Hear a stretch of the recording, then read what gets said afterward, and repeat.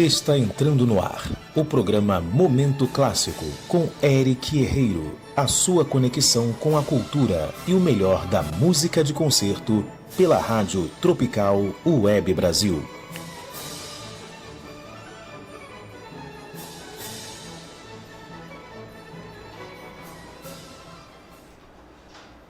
Boa noite, amigos da Rádio Tropical Web Brasil. Você conectado no mundo e o mundo ligado em você. A partir de agora, entramos com o Momento Clássico, a sua conexão com a cultura. Você que vai acompanhando aqui ao vivo pelo www.radiotropicalwebbrasil.com.br, pode participar do programa também pelo nosso WhatsApp, que é o 21 97159 1211. Você sabe que a gente sempre tem muitas músicas, agenda cultural, dicas, curiosidades e também o nosso quadro Conexão Cultura. Hoje a gente tem, daqui a pouquinho vou falar mais sobre ela, mas uma convidada muito especial, que é justamente sobre secretária de Cultura do Rio de Janeiro, professora Cláudia Viana. Então daqui a pouquinho a gente começa também com Conexão Cultura. E Mari, vamos começar então agora com a nossa playlist nessa noite do dia 18 de fevereiro, aqui por Momento Clássico, sua conexão com a cultura. Muito bem, então, meus amigos ouvintes de Momento Clássico, vocês acabaram de ouvir Nicola Martinucci, Celeste Aida, da ópera Aida de Giuseppe Verdi, gravação ao vivo da Arena de Verona, 1981, com a regência do grande maestro Anton Guadagno. Depois, em seguida, grande soprano húngaro Eva Marton, Vicidarte, da ópera Tosca de Giacomo Puccini, concerto também ao vivo da ópera de Budapeste, Hungria, 1994, com a regência do maestro Imre Polo. Em seguida, um dos duetos mais lindos de todo o repertório lírico, com Angela Gheorghiu e Roberto Alagna, Vogliatemi bene, da Madama Butterfly de Giacomo Puccini, concerto ao vivo em Modena, 2001, sob a regência do maestro Eugênico. Passando rapidamente aqui, antes de eu falar e revelar aqui a minha querida convidada ilustríssima, quero falar rápido sobre a agenda cultural. Você que está em São Paulo, a ópera Il Guarani, de Carlos Gomes, está em cartaz desde o dia 15 deste mês de fevereiro e vai até o dia 25 de fevereiro, às 20 horas sempre. Terças, quartas, sexta, segunda e a próxima terça-feira, dia 25/2, você pode ver no Teatro Municipal de São Paulo, sob a regência do maestro Roberto Minchuk, Il Guarani, de Carlos Gomes. Agora, se você está aqui no Rio de Janeiro, no centro da nossa cidade, ali no Centro Cultural dos Correios, até o dia 8 de março, exposição gratuita, a obra é o jogo da arquiteta e artista visual Doris Dyer. Ela traz uma imersão singular que une o universo da sinuca, a arquitetura e as artes visuais. Então, de terça a sábado, das 12 às 19 horas, ali na rua Visconde de Itaboraí, centro da cidade. Ainda no centro da cidade, finalizando aqui a nossa agenda cultural de hoje, Teatro Municipal do Rio de Janeiro, o concerto da Primavera Chinesa, que acontecerá amanhã, quarta-feira, às 19 horas, com a Orquestra de Violões do Forte de Copacabana, com a participação do soprano Marília Vargas. Para esse concerto, inclusive, nós temos hoje o sorteio de um par de ingressos, então você não pode deixar de participar através do nosso Zap 21 97159 1211, 97159 1211, o prefixo é 21, e digite lá quero. Aí você passa a participar então do nosso sorteio desse par de ingressos para o concerto da Primavera Chinesa, que acontecerá amanhã no Teatro Municipal do Rio de Janeiro. Antes de voltarmos então com a próxima parte do programa e o nosso Conexão Cultura, vamos fazer um breve intervalo. Até já! Estamos de volta com o Momento Clássico. Muito bem, meus amigos que nos acompanham em Momento Clássico, obrigado pela sua audiência, pela sua companhia aqui na Rádio Tropical Web Brasil. Você conectado no mundo e o mundo ligado em você. Vocês acabaram de ouvir no nosso intervalo o Rachmaninoff, episódio sobre um tema de Paganini, com o pianista Daniel Trifonov e a Philadelphia Orchestra. Agora sim, chegou também um momento tão esperado do nosso programa e hoje nós temos uma grande entrevistada, uma grande convidada aqui no Conexão Cultura. Estamos de volta com o Momento Clássico. Olha, o Conexão Cultura de hoje é muito especial porque eu recebo aqui, além de tudo, uma autoridade. Estou falando da subsecretária de Cultura do Rio de Janeiro, que é a professora Cláudia Viana. Muito obrigado por ter aceito o nosso convite. Nos dá uma alegria enorme te receber aqui, subsecretária. Tenho certeza absoluta de que vai ser uma conversa muito importante para todos os fazedores de cultura, mas também para gestores aqui de todos os municípios, né, que integram o nosso Rio de Janeiro. Seja muito bem-vinda. Boa noite, Eric, equipe. Para mim é um prazer enorme, né, estar aqui nesse momento e fico lisonjeada com o convite que vocês me fizeram, porque é muito bom falar de cultura, né? Cultura transcende, né, os nossos corações no sentido de que a gente realmente acredita o quanto ela tem esse poder transformador. É um prazer. Agora, além da subsecretaria em si, que a gente vai falar sobre isso, você também é diretora da Escola da Cultura. E eu gostaria muito que todos que estão nos ouvindo e também nos assistindo pela web pudessem ter ideia do que se trata a Escola da Cultura. Conta pra gente um pouquinho, por favor. Então, a Escola da Cultura é uma escola sem muros, né?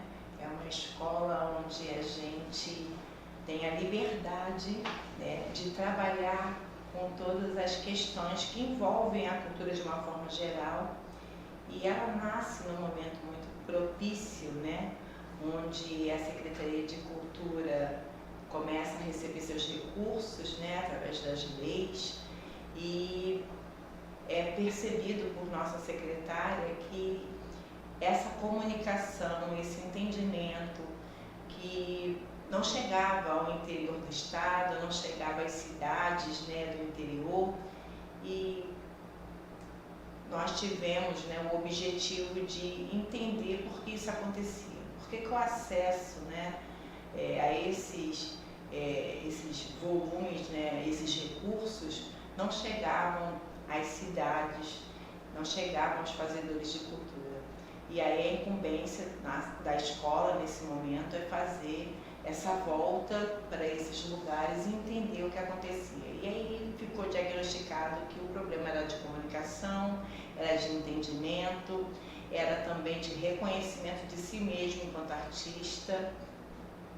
E aí a escola nasce e já parte em caravana para dentro do estado do Rio de Janeiro, né, para as regiões do Noroeste, Norte, Médio Paraíba, conversando, dialogando, olho no olho, para entender por que os recursos não eram acessados, né?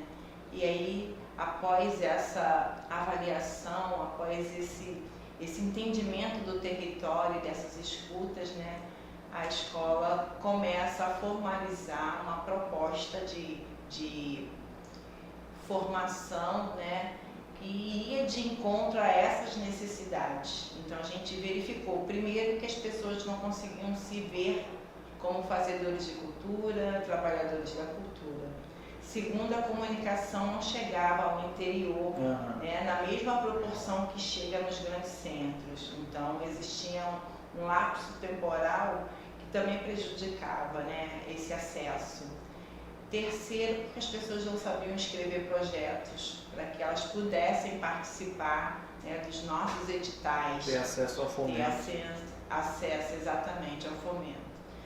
E aí a gente parte para esse planejamento, buscando, né, atender inicialmente a todos esses fazedores, né, trabalhadores da cultura, e isso fica logo caracterizado para a gente, né, que era o nosso monte de trabalho, era o que a gente deveria fazer nesse primeiro momento, e assim foi feito. Em parceria com o SEBRAE, nós organizamos várias caravanas para várias cidades do estado do Rio de Janeiro, e falando sobre os nossos editais, falando sobre o acesso, falando da necessidade que eles tinham de buscar, né, escreverem seus projetos, e também levando uma capacitação para que eles pudessem fazer isso. Ou seja, não era uma caravana só de busca ativa, por assim dizer, e para formar mailing, cadastros, mas já também divulgando todas aquelas possibilidades de fomento que estavam sendo lançadas, foram lançados inúmeros editais pela Secretaria de Estado de Cultura e Economia Criativa, e também detectando o porquê que esses fazedores não estavam tendo acesso, e passava justamente pela capacitação. Verdade. E inclusive também a gente viu neles também assim, um descrédito. Eles achavam que nunca chegariam a lugar nenhum, né? E era uma grande besteira, porque, nossa, isso não é pra gente, a gente não vai conseguir ter esse acesso, né? E a gente precisava desmistificar essa ideia, porque de fato o fomento, né, o nosso esforço era para que todos pudessem participar ativamente. E a gente faz dessa forma, né? Vamos para o interior, no momento ainda pandêmico, de passagem, 2021. Que dificultava tudo, sim, ainda mais naquele momento. E a gente inicia, apesar da gente ir para o interior falando com eles, a gente inicia as formações de forma online, porque aí a gente teria que aglomerar o maior número de pessoas. Isso nós estamos falando de 2020, 2021. 21, ainda na pandemia, né? Não no auge, mas ainda no com momento números altos ainda do Covid. Sim. Então a gente começa com essa formação e falando também de uma coisa que até hoje é muito importante para a gente, que é o portfólio, né? Que é um outro grande desafio, né, para quem se inscreve nos editais de uma forma geral. E a gente começa a escola em setembro, né? O decreto nasce em maio de 2021 e a gente inicia, né, as formações a partir de setembro de 2021, e logo no início a gente percebe, né, com a continuidade do fomento, através dos nossos editais, a gente percebe uma alteração significativa, um envolvimento muito importante por parte dessas cidades que não se viam contempladas nos nossos editais, né? Mesmo ainda sendo um trabalho de pequeno porte, vamos dizer assim, já demonstrou grande iniciativa das pessoas em quererem atingir, né, em querer se enganjar, descobrir mais e poder formalizar mais a sua arte através de projetos. E essas formações elas foram acontecendo não só com a elaboração de projetos, mas também com prestação de contas, com execução desse projeto, né, e também com captação de recursos, que eram os 4 módulos mais significativos retirados, né, das escutas feitas, foram os pontos mais evidentes por parte de todos, né. Agora, professora, você falou muito bem sobre a questão do fazedor de cultura, primeiro acreditar que aquilo ali era possível e que aquilo poderia ser realidade, mas naquele período justamente, ou até então, a maioria, vamos deixar arredondados aqui em dados, 90% dos recursos ficavam na capital. Exato. Né? E aí a partir dessa iniciativa e de tantas outras, né, da nossa Secretaria de Cultura, da secretária Daniele Barros, hoje a gente tem uma inversão, né? A gente tem uma pulverização de recursos, fazendo com que realmente isso vá chegando em todos os municípios. Né? Verdade, e aí a gente transforma, né, esse percentual em 60 e 40, né? 40 na cidade, né, no grande centro, e 60 para as demais cidades do estado, né? Isso de acordo com a nossa lei 7.035, né? Sim, exatamente, que na verdade foi o que a nossa secretária fez nossa secretária Daniele Barros, uma mulher arrojada, né? Ela implementa, ela viabiliza a lei, que já existia desde 2015, mas que de fato começa a cumprir o seu papel, né? A partir da gestão dela em 2019 até o momento atual, né? Onde de fato a gente implementa ali, né, todas as políticas que foram elaboradas em conjunto, né? E a gente também já está num período onde a gente também já tem um tempo para ser refeito tudo isso, né? Ser revisto. E isso para mim foi e atualizando, né, importante. todos esses dados e atualizando o trabalho de vocês para estar sempre de uma forma mais direcionada possível para que haja a continuidade dessa pulverização de recursos e fazendo com que esteja realmente de uma forma mais democraticamente dividida e entregue ao fazedor de cultura, né? Agora, uma pergunta: como se deu, após essas primeiras viagens, como se deu o início, por exemplo, da capacitação? Em que consistiu a capacitação? Em que consiste a capacitação hoje? A gente começou, né, a partir dessas viagens, a gente começou o planejamento voltado para esse primeiro objetivo, que era para que as pessoas pudessem ter condições de participar dos editais. Então, a elaboração de projetos, ela era o carro-chefe, né, para que as pessoas pudessem se verem numa situação de organizarem os seus próprios projetos, né. Nada contra quem faz projetos, né, para outras pessoas. Eu acho que isso é uma especificidade de cada um, né? Mas é importante que você saiba como se faz, né? Até para que você, quando você recebe um projeto, você possa analisar se está de acordo com aquilo, com o seu sonho, com o seu objetivo. E a gente sempre diz, né? O projeto ele é bacana quando ele envolve, ele não deixa de garantir o teu sonho, mas também te agrega a condição de você viver o seu sonho. Então a escola faz esse quarteto, né, esses módulos, em parceria com o SEBRAE, que se torna o nosso parceiro inicial, né, porque a gente via a forma, né, de estar no território através de várias agências do SEBRAE que ele possui, né, em todo o estado do Rio de Janeiro, e a gente começa com o SEBRAE. Hoje a gente tem um resultado bem bacana com o SEBRAE também, né, porque a partir dessa experiência nossa lá, em conjunto, a gente hoje percebe, e o SEBRAE mesmo já nos coloca, o quanto isso fez também com que o próprio SEBRAE se abrisse à questão da cultura. E a cultura é tão apaixonante que todas nas instituições que se envolvem com a gente, que não fazem parte, elas passam a ter uma noção, né, um novo olhar para a cultura a partir dos dados que a cultura produz. Que legal isso. E a gente conseguiu, através desse trabalho da Escola da Cultura, já atingir um número considerável de municípios, de regiões? Como é que a gente anda nisso? Hoje a gente já entrou nos 92 municípios, né? Que maravilha! De alguma forma, em algum momento, a gente teve algum tipo de formação que atendeu. E teve épocas da gente fazer formações específicas para as cidades. Durante muito tempo, a formação foi online. E aí, quando o contrato modificou, ela passou a ter um seminário de economia criativa, né? E passou também a ter uma formação presencial.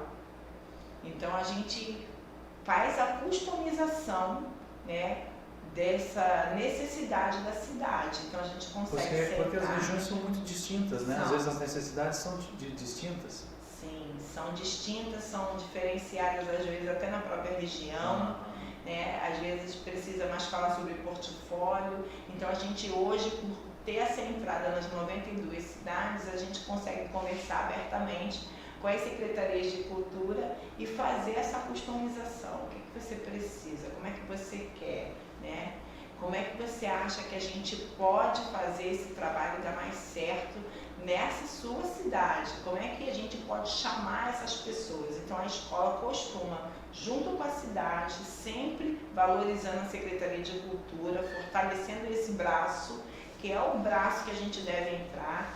E aí eu costumo sempre dizer, mesmo quando esse trabalho é feito com a cultura, mas vai presentear a educação, vai presentear qualquer outra secretaria, eu sempre digo para todo mundo, né, é importante que a gente valorize a cultura, porque a cultura não é um elemento que está em segunda instância, ela é o elemento transformador que está em todas elas, o tempo todo, porque ela é interdisciplinar, vamos dizer assim, né, ela transpõe, né, esse lugar, essa barreira. País que tem cultura forte, tem saúde forte, tem educação forte e tem economia forte. Eu digo também que tem gente saudável, né? Não precisa ter o sistema, mas tem mais pessoas saudáveis, tem pessoas que são mais cidadãs, né? Cumprem melhor seus papéis, né?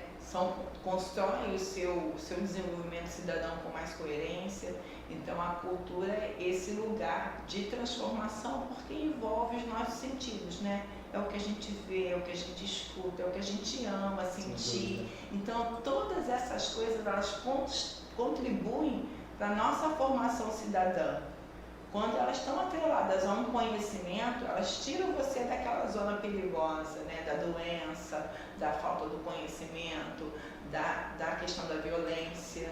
E isso é o elo que transforma a vida das pessoas. Então a gente sempre busca entrar nas cidades através das secretarias de cultura das cidades, fortalecendo essa posição e importância da cultura. Não como um coadjuvante apenas, mas como quem faz esse trabalho de permear, né, esse prazer, né, para a educação, a alegria de viver, né, a paz que a gente precisa. Então é isso, sabe? Agora, esse trabalho todo tem um filhote, um filho muito bonito, que daqui a pouquinho eu vou perguntar para você. Mas antes eu vou para a homenagem do artista da semana, que é o seguinte: um dos maiores compositores de óperas de todos os tempos faria aniversário nesse mês de fevereiro. Ele compôs 39 óperas, escreveu algumas canções, é muito lembrado pelas óperas cômicas. Foi educado na Escola de Música de Bolonha. Entre suas obras temos L'Italiana in Argeli, Il Barbiere di Siviglia, La Cenerentola e Guilherme Tell. Eu estou falando de Gioacchino Rossini e nós vamos ouvir agora justamente a abertura da sua última ópera, Guilherme Tell, que foi estreada em 1829 no Artista da Semana. A abertura da ópera Guilherme Tell foi a última, composta por Gioacchino Rossini, quem nós homenageamos nessa semana, faria aniversário em fevereiro, com a Toyota Philharmonic Orchestra, com o maestro Myung-Whun Chung. Recadinho aqui dos nossos ouvintes, deixa eu ler aqui. Ellen Serra, do projeto Vidansar, manda um beijo para a professora Cláudia Viana, que está fazendo um excelente trabalho no nosso estado. Um beijo grande, Ellen, muita sorte aí para você. Obrigado a vocês todos que têm mandado também mensagens para a gente, depois mandam também em particular para mim. E continuamos aqui com o sorteio do par de ingressos para o concerto da Primavera Chinesa, que acontecerá amanhã, quarta-feira, às 19 horas, no Teatro Municipal do Rio de Janeiro. É muito fácil participar. 21 97159 1211, 21 97159 1211 é o WhatsApp, e aí você digita lá "quero" para participar do sorteio. Estamos em Momento Clássico, no nosso bloco Conexão Cultura, e eu volto aqui então com a nossa subsecretária de Cultura, Cláudia Viana. Cláudia, nasceu um filho muito bonito em toda essa história, também por conta da nossa secretária de Cultura, Daniele Barros, que é a Escola da Cultura, a gente já estava falando, mas veio aí o Passaporte Cultural. O que é o Passaporte Cultural? Conta pra gente. Então, o Passaporte Cultural é realmente um filho querido, né? É um programa de acesso que democratize esse acesso para que pessoas de todo o estado do Rio de Janeiro possam participar de eventos, de equipamentos, de cultura do estado. Então a gente busca as pessoas, né, em várias cidades, por exemplo, em São Francisco de Itabapoana, a gente vai lá, traz eles para uma imersão, por exemplo, no Teatro Municipal, no Forte de Copacabana, que tem um espaço de museu maravilhoso.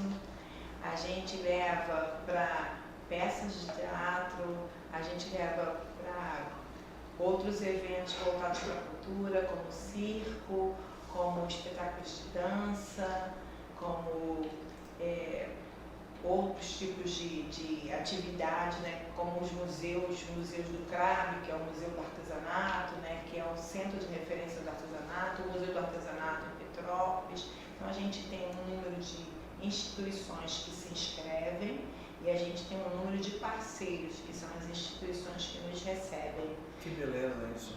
E a gente leva essas pessoas para esse lugar. Só que a gente só não leva, né? Porque não pode ser só um passeio.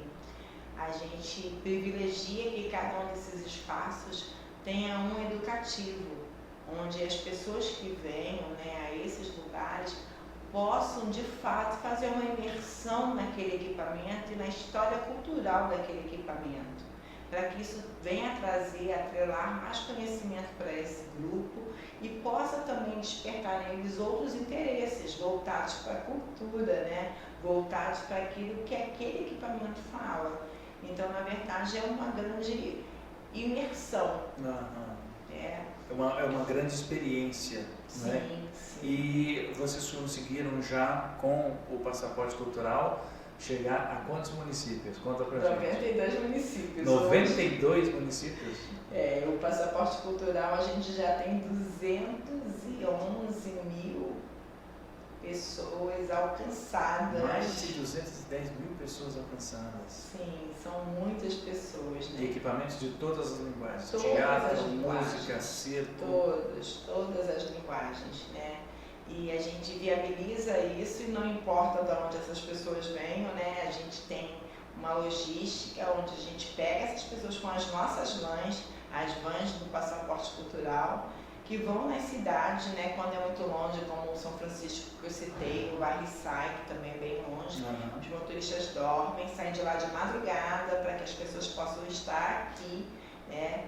E poderem oferecer, a gente poder oferecer a essas pessoas essa condição delas conhecerem esses equipamentos de cultura. E aí vocês têm trazido, então, de todos esses municípios, os que estejam mais longe até a capital, mas, pelo que eu me lembro, você falou comigo um tempinho atrás, que vocês estão com um projeto de fazer também com que a capital viaje, não é isso? Sim, a partir de abril. Olha que legal. A gente começa a fazer o passaporte cultural invertido. Que legal isso. Para todas as regiões do estado, onde a gente vai levar o menino que está aqui, né? Muitas das vezes está pertinho da gente, mas ele não conhece uma vivência no interior do estado, ele não sabe nem que tem 92 municípios do estado dele.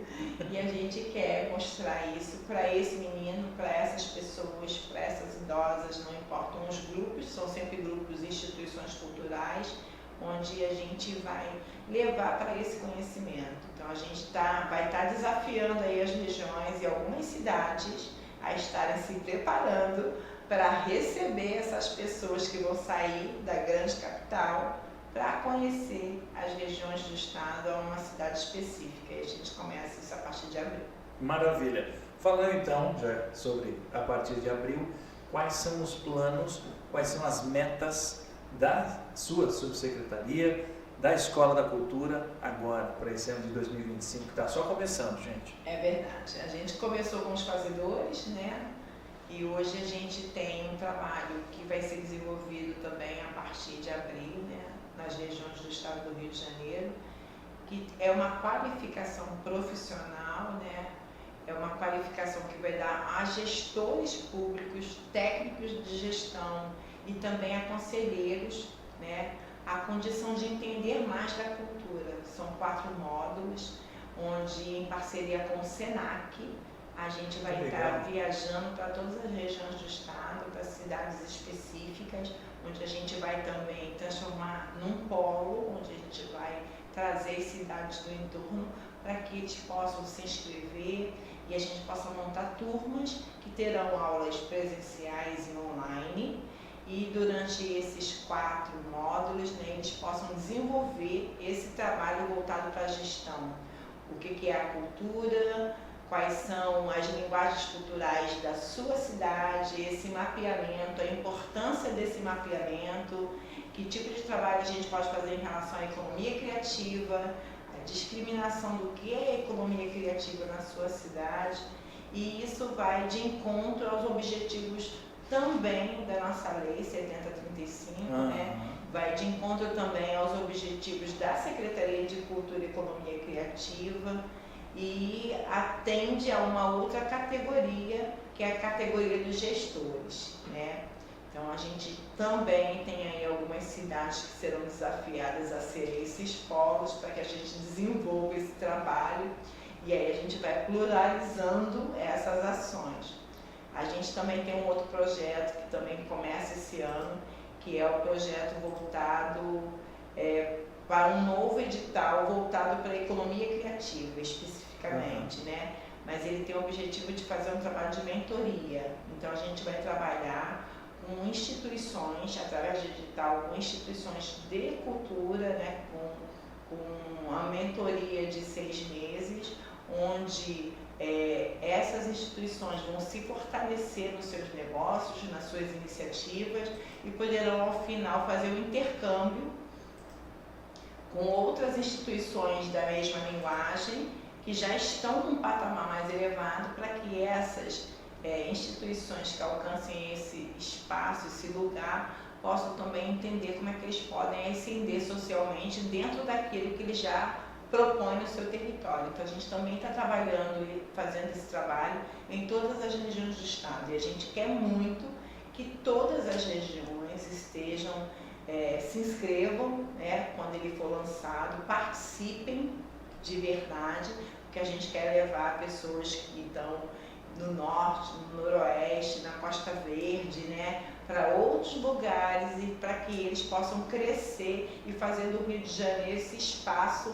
de economia criativa latente e promissora, né? Que seja esse espelho. Que tem muito potencial para crescer cada vez mais. Sim, porque ainda, os dados ainda não alcançaram o quanto a gente tem de criatividade nesse estado, sabe? E a gente está falando de dados de fomento que, em questão de 3 anos, passaram de 80 milhões para mais de 1 bi. Exatamente. Nunca vi. E vocês não querem parar nisso, vocês querem aumentar cada vez mais e fazer com que todo esse potencial cultural seja ainda mais amplificado. A nossa secretária tem 5 anos, né, na gestão e ela nos lançou, assim como ela lançou um desafio para a escola lá atrás, que era democratizar o acesso aos 92, né, hoje ela lança um novo desafio, que é fazer dos próximos anos, inclusive esse 2025, os anos mais revolucionários em relação à questão da cultura, né? Então, esses anos serão gloriosos. Maravilha! Olha, você está aqui com a gente em Momento Clássico, sua conexão com a cultura. Estou recebendo aqui a subsecretária de Cultura, Cláudia Viana, num bate-papo super importante, não só interessante, mas importante para você que é fazedor de cultura. Eu vou fazer rapidamente aqui a questão do sorteio e a gente já volta para finalizar a nossa entrevista. Pessoal que está participando pelo Zap, super obrigado pela participação. Você que está nos acompanhando, que está ouvindo, assistindo também aí pelo www.radiotropicalwebbrasil.com.br. Você conectado com o mundo e o mundo ligado em você. A ganhadora, na verdade, do par de ingressos para o concerto de amanhã no Teatro Municipal é Simone Aguiar. Parabéns, Simone! Vou pedir só o seguinte, para o nosso Zap, para você mandar, além do seu nome, agora Simone Aguiar, mandar também o seu RG ou CPF porque o seu nome vai ficar ali na lista de convidados. Você acaba de ganhar um par de ingressos para o concerto da Primavera Chinesa, amanhã lá no Teatro Municipal, começa às 19 horas. É bom você chegar meia hora antes, ali no Salão Assírio. Não deixa de mandar para a gente, por favor, o seu documento, tá bem? Professora, voltando aqui, eu quero te agradecer mais uma vez por ter aceito nosso convite. Eu fiquei muito feliz, muito envaidecido. Sempre que você precisar também do programa, para trazer alguma informação nova, objetivos novos, metas novas, tanto da Escola da Cultura, da Subsecretaria e do Passaporte Cultural, pode contar conosco, viu? Eu que agradeço mais uma vez pelo carinho, pela oportunidade de falar um pouco de cultura aqui e externar a minha alegria com essa sua vocação, também voltada para a cultura principalmente, da divulgação de tudo isso, né? Ampliando ainda mais, que eu acho que esse é o nosso papel, muitas pessoas de braços dados, chegando em vários lugares ao mesmo tempo, de várias formas, e falando dessa potência que é a cultura e que a gente é apaixonado. Maravilha. Então, acho que é isso. Mando meu abraço a todos aqueles bravos servidores lá da sua equipe e da Secretaria de Cultura, colegas queridos que moram no meu coração, e logo, logo, se Deus quiser, estou lá para tomar um café com vocês todos. Obrigado mais uma vez. Eu que agradeço mais uma vez. Maravilha. Essa foi Cláudia Viana, subsecretária de Cultura do Estado do Rio de Janeiro. E você que está no www.radiotropicalwebbrasil.com.br tem convite para a próxima semana, 19 horas, terça-feira, aqui, Momento Clássico. Volta com mais um programa e mais um convidado muito especial para você. Para terminar agora, música, claro. Mari, a gente vai terminar agora com uma área super conhecida de uma zarzuela que é El Barberillo de Lavapiés, Canção de Paloma, na voz do soprano americano Angel Blue, com a Deutsche Radio Philharmonie, regência do maestro Carol Mark, 2016. Até semana que vem, às 19 horas, aqui, Momento Clássico. Um beijo para você.